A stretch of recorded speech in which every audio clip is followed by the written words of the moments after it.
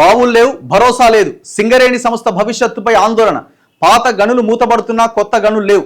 పరిస్థితి ఇలాగే ఉంటే 2042 నాటికి సగానికి సగం పడిపోబోతున్న గనులు ఉత్పత్తి అట.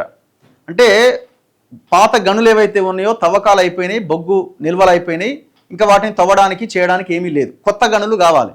ఆ కొత్త గనులు వస్తేనే సింగరేణి ముందుకెళ్తుంది. కానీ ఆ కొత్త గనుల విషయంలో చాలా సందర్భాల్లో కేంద్రం టెండర్లు ఆహ్వానించినప్పుడు సింగరేణి ఆ టెండర్స్లో పాల్గొనలేకుండా గత ప్రభుత్వం చేసింది.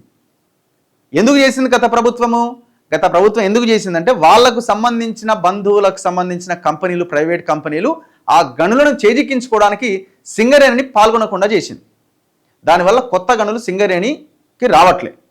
గత బీఆర్ఎస్ సర్కార్ నిర్వాకంతోనే ఈ దుస్థితి. కేంద్రం వేసే గనుల వేలంలో పాల్గొనొద్దని ఆనాడు నిర్ణయం తీసుకున్నది. ఇప్పటికైనా వేలంలో పాల్గొంటేనే కొత్త గనులతో సంస్థకు మనుగడ.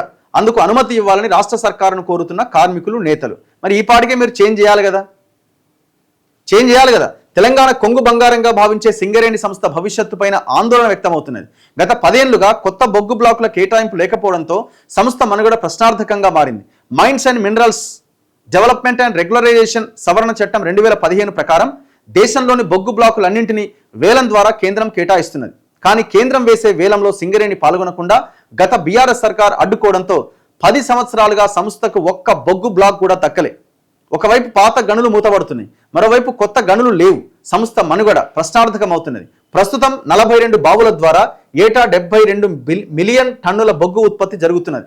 పరిస్థితి ఇలాగే ఉంటే 2042 నాటికి బావుల సంఖ్య 19కి తగ్గి ఉత్పత్తి 72 మిలియన్ టన్నుల నుంచి 39 మిలియన్ టన్నులకు పడిపోయే ప్రమాదం ఉన్నది. మరి ఇమీడియట్గా తక్షణం రాష్ట్ర ప్రభుత్వం ఆ నిబంధన ఏదైతే ఉందో దాన్ని తొలగించాల్సిన అవసరం ఉంది. పర్మిషన్ ఇవ్వాల్సిన అవసరం ఉన్నది.